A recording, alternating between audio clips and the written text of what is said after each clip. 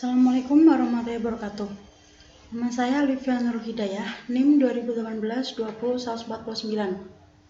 Saya akan mempresentasikan mengenai kedudukan hakim dalam pembaruan sistem pemidanaan terorisme untuk mewujudkan akuntabilitas hukum.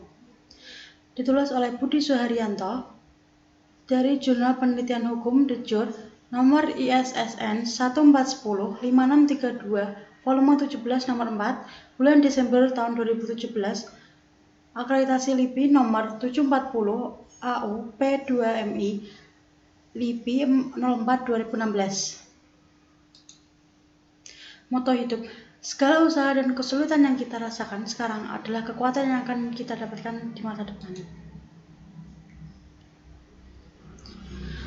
Pokok bahasan: latar belakang, rumusan masalah, metode penelitian, pembahasan, kesimpulan, dan saran.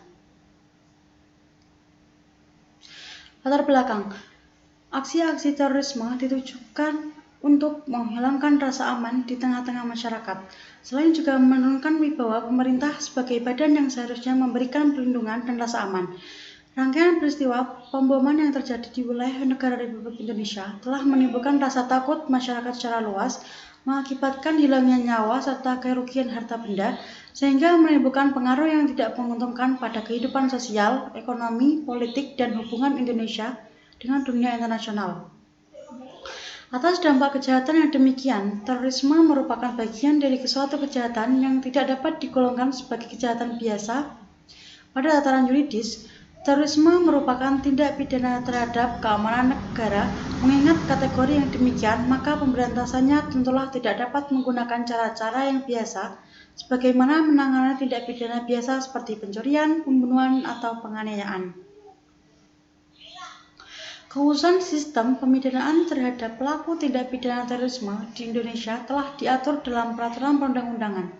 Secara eksplisit, Undang-Undang Nomor 15 Tahun 2003 tentang penetapan peraturan pemerintah pengganti Undang-Undang Nomor 1 Tahun 2002 tentang pemberantasan tindak pidana terorisme menjadi Undang-Undang, dan Undang-Undang Nomor 9 Tahun 2013 tentang pencegahan dan pemberantasan tindak pidana pendanaan terorisme mengatur sejumlah tindak pidana terorisme. Berikut hukum acara pidana yang bersifat khusus terhadapnya. Keberadaan Undang-Undang Pemberantasan Tindak Pidana Terorisme tersebut juga didukung oleh Peraturan Pemerintah Nomor 24 Tahun 2003 tentang tata cara perlindungan saksi, penyidik, penuntut umum, dan hakim dalam perkara tindak pidana terorisme, dan Peraturan Pemerintah Nomor 46 Tahun 2010 tentang pembentukan Badan Nasional Penanggulangan Terorisme.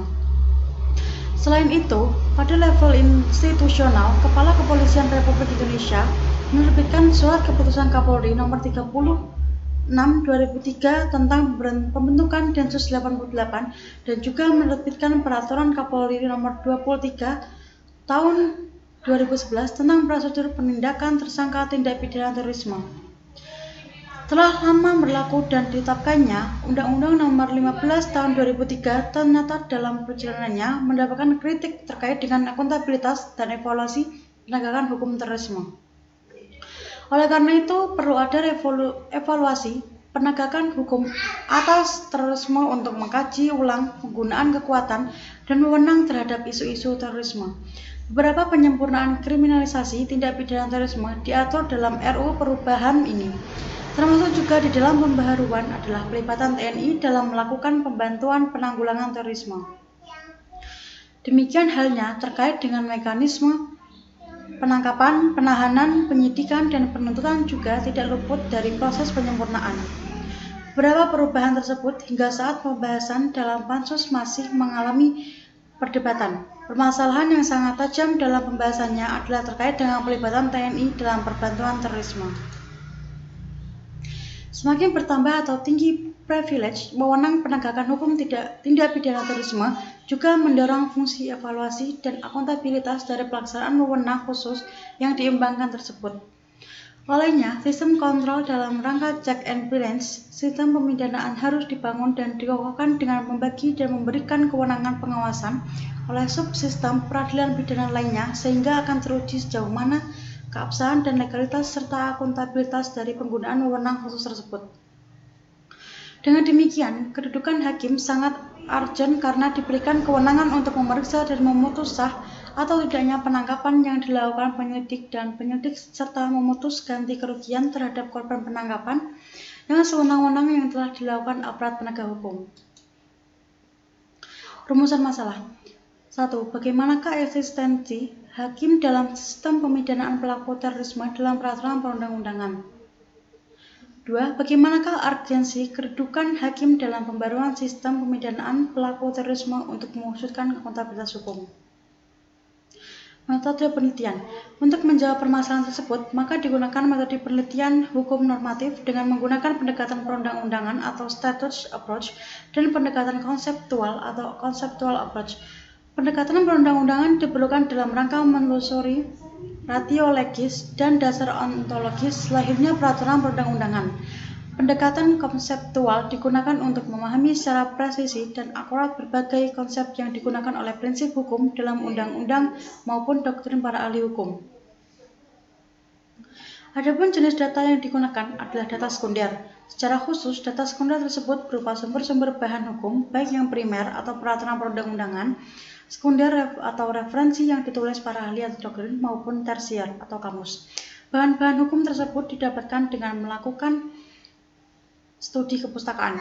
Data yang telah dikumpulkan kemudian dideskripsikan dan diinterpretasikan sesuai pokok permasalahan, selanjutnya disistematisasi, dieksplanasi, dan diberikan argumentasi. Metode analisis yang diterapkan untuk mendapatkan kesimpulan atas permasalahan yang dibahas adalah melalui analisis yuridis kualitatif. Hasil penelitian dan pembahasan. 1. Eksistensi hakim dalam sistem pemidanaan pelaku terorisme dalam peraturan perundang-undangan. Kejahatan terorisme merupakan salah satu bentuk kejahatan berdimensi internasional yang sangat menakutkan masyarakat.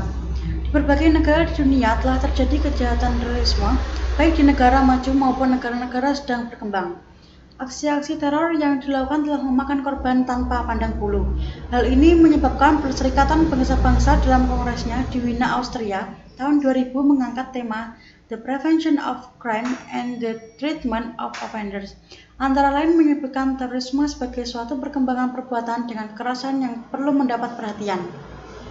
Undang-Undang Nomor 15 Tahun 2003 merupakan ketentuan khusus yang diperkuat sanksi pidana dan sekaligus merupakan peraturan pemerintah pengganti undang-undang yang bersifat koordinatif atau coordinating act dan berfungsi memperkuat ketentuan-ketentuan di dalam peraturan perundang-undangan lainnya yang berkaitan dengan pemberantasan tindak pidana terorisme.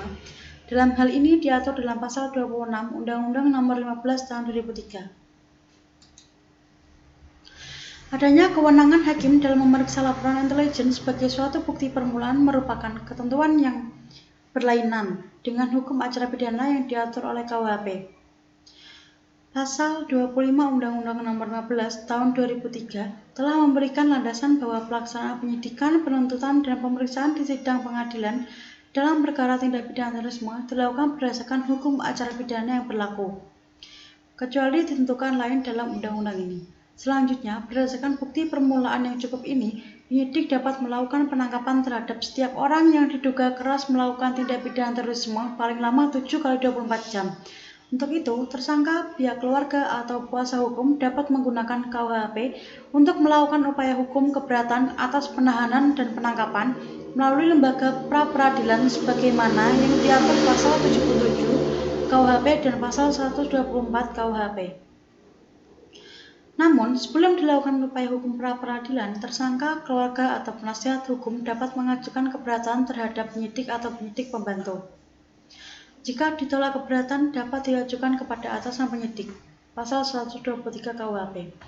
Selain menjalankan fungsi kontrol dalam hal penelitian bukti permulaan, hakim yang menjabat ketua pengadilan negeri juga memiliki kewenangan memerintahkan suatu tindakan penyadapan untuk jangka waktu paling lama 1 tahun terhadap pembicaraan melalui telepon atau alat komunikasi lain yang diduga digunakan untuk mempersiapkan, merencanakan, dan melakukan tindak pidana terorisme.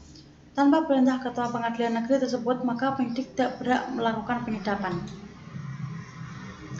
Kedudukan perintah dari ketua pengadilan ini adalah sangat mendasar sehingga bila mana hal ini dilanggar, maka tindakan penyadapan tersebut adalah ilegal atau kriminal sebagaimana dimaksud oleh pasal 31 Undang-Undang Nomor 11 tahun 2018 sebagaimana diubah oleh Undang-Undang Nomor 11 tahun 2016 tentang informasi dan transaksi elektronik.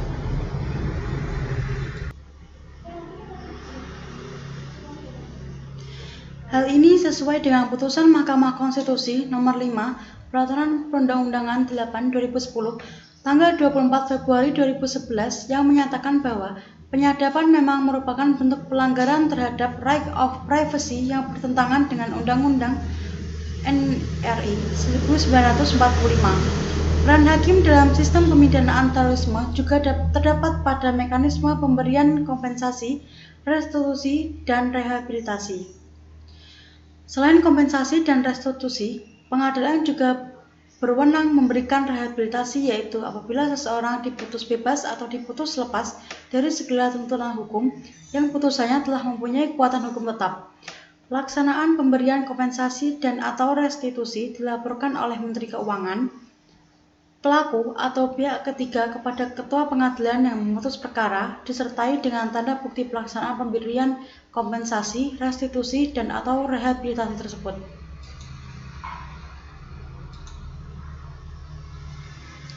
2. Urgensi kedudukan hakim dalam pembaruan sistem pemidanaan pelaku terorisme untuk mewujudkan akuntabilitas hukum. Perangkat hukum yang ada dinilai belum memadai untuk mendukung pemberantasan terorisme secara efektif. Oleh karena itu, pemerintah mengusulkan revisi terhadap Undang-Undang Nomor 15 Tahun 2003 dengan pokok alasan pembaruan diantaranya sebagai berikut. Pemberian wewenang yang begitu luas kepada penyidik untuk melakukan perampasan kemerdekaan, yaitu penangkapan terhadap orang yang dicurigai telah melakukan tindak pidana terorisme. Kejelasan mengenai hal tersebut sangat diperlukan agar itu terjadi pelanggaran terhadap hak asasi manusia dengan dilakukannya penangkapan secara sewenang-wenang oleh aparat atau penyidik. Waktu penangkapan 7x24 jam dan masa penahanan paling lama 6 bulan dirasakan kurang memadai bagi penyidik untuk mengungkap jaringan terorisme skala yang luas baik nasional, regional maupun jaringan internasionalnya.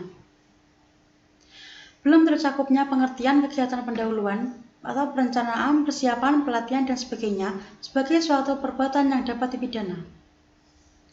Belum diaturnya ketentuan mengenai kegiatan atau program deradikalisasi sebagai upaya pencegahan yang dilakukan agar para narapidana dan mantan narapidana serta pihak lain yang berpotensi terlibat tindak pidana untuk tidak melakukan atau tidak melakukan kembali kekerasan atau aksi terorisme. Belum diaturnya ketentuan mengenai cyberterorisme termasuk kategori cybercrime yang potensial menjadi salah satu ancaman dunia di masa depan selain cyber warfare. Pemberian wewenang yang begitu luas kepada penyidik untuk melakukan perampasan kemerdekaan, yaitu penangkapan terhadap orang yang dicurigai telah melakukan tindak pidana terorisme. Kejelasan mengenai hal tersebut sangat diperlukan agar tidak terjadi pelanggaran terhadap hak asasi manusia dengan dilakukannya penangkapan secara sewenang-wenang oleh aparat atau penyidik. Strategi penangkapan hukum reaktif atau reactive law enforcement perlu disertai secara berimbang dan proporsional dengan penegakan hukum proaktif atau proactive law enforcement dengan menggunakan pendekatan atau forward looking.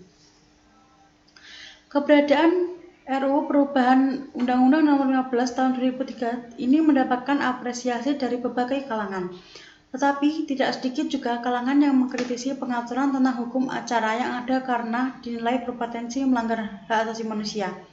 Misalnya dalam pasal 25 RUU, alasan diusulkan pasal ini adalah untuk kepentingan penyidikan dan penuntutan masa penangkapan 7 hari sebagaimana dalam Undang-Undang Nomor 15 Tahun 2003. Tidak sesuai dengan alasan kondisi geografis Indonesia yang luas dan untuk lokasi terpencil tertentu menyulitkan penegak hukum. Terkait dengan hal itu, maka diusulkan masa penangkapan diperpanjang dari 7 hari menjadi 30 hari. Bila mana dibandingkan dengan KUHP hanya mensyaratkan 1 hari, maka RUU Pembaruan Undang-Undang Nomor 15 Tahun 2003 telah melipat gandakannya menjadi 30 kali.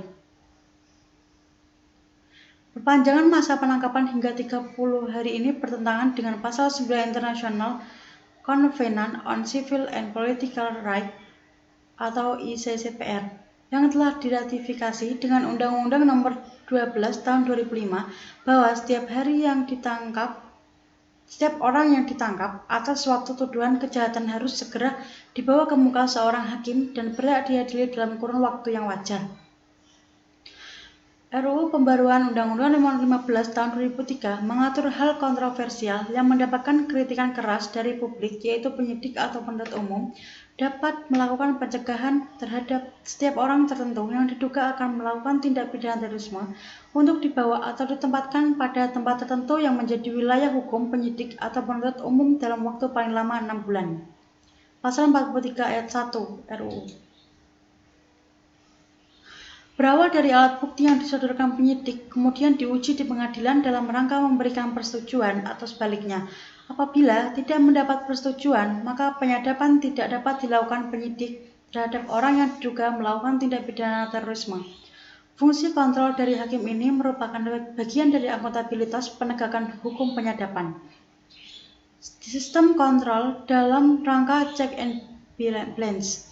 Sistem pemidaan harus dibangun dan dikokohkan dengan membagi dan memberikan kewenangan pengawasan oleh subsistem peradilan pidana lainnya sehingga akan teruji sejauh mana keabsahan dan legalitas serta akuntabilitas dari penggunaan wewenang khusus tersebut. Mekanisme peradilan sebagai fungsi kontrol oleh badan yudisial yang ada hendaklah lebih diperhatikan untuk mencegah perlakuan sewenang-wenang oleh aparat penegak hukum. Berdasarkan realitas pra-peradilan yang demikian, maka sangat perlu diadakan perbaikan atau penguatan lembaga pra-peradilan dalam sistem peradilan terorisme. Berdasarkan hal ini, kedudukan hakim berperan mengontrol sejak awal atas tindakan dimulainya penyidikan yang notabene berbeda dengan lembaga pra-peradilan, tetapi lebih mirip dengan lembaga hukum komisaris ataupun hakim pemeriksa pendahuluan. Namun demikian, dalam RUU Pembaruan Undang-Undang Nomor 15 Tahun 2003 tidak sepenuhnya mengakomodasi konsep hakim komisaris secara komprehensif, semisal dalam lingkup lebih luas yaitu berkaitan dengan kontrol terhadap penangkapan atau penahanan. Jika dikalkulasikan tentu perkara terorisme tidak sebanyak perkara pidana umum, sehingga alasan kesibukan dan over capacity di pengadilan negeri tidak dapat dijadikan alasan yang mendasar. Justru dengan mekanisme kontrol ini, hak asasi manusia dari pelaku terorisme dapat terjaga dan pada pihak lain tindakan penyidik dan penuntut umum dapat dipertanggungjawabkan kontrol secara hukum. Kesimpulan, sistem pemidanaan terhadap pelaku tindak pidana terorisme telah diatur dalam peraturan perundang-undangan diantaranya Undang-Undang Nomor 15 Tahun 2003, Undang-Undang Nomor 9 Tahun 2013, PP Nomor 24 Tahun 2003 dan PP Nomor 46 Tahun 2010. Secara hukum material dan formil, pemidanaan terorisme mengacu pada Undang-Undang Nomor 15 Tahun 2003. Pada undang-undang yang diberlakukan saat ini tersebut telah juga diatur mengenai kedudukan hakim dalam sistem pemidanaan terhadap pelaku terorisme. Kedudukan hakim difungsikan memberikan kontrol dalam melakukan penilaian alat bukti berupa laporan intelijen sebagai awal sebelum dilakukan penyidikan dan ditetapkannya tersangka. Hakim yang menjabat sebagai ketua pengadilan menurut undang-undang ini juga memiliki peran dalam hal memberikan izin penggunaan kewenangan penyadapan. Pada realitas penegakan hukum pemberantasan terorisme, nyatanya fungsi kontrol dari hakim ketua pengadilan belum terlaksana secara efektif. Terjadinya sejumlah pelanggaran prosedur penegakan hukum pemberantasan terorisme yang menimbulkan pelanggaran hak asasi manusia, sebagaimana kasus Siono, harus segera dihentikan. Regulasi yang ada harus diperbaiki khususnya terkait dengan kewenangan kontrol dari hakim terhadap proses pemidanaan pelaku tindak pidana terorisme. RUU Perubahan Undang-Undang Nomor 15 Tahun 2003 mengatur kewenangan yang lebih luas kepada penegak hukum guna meningkatkan efektivitas penanggulangan terorisme. Namun tanpa diimbangi dengan fungsi kontrol yang memadai dari perhatian ketua hakim, maka sistem pemidanaan terorisme akan berpotensi melanggar HAM kembali. Kedudukan hakim ini sangat urgent guna mewujudkan akuntabilitas hukum pemberantasan terorisme.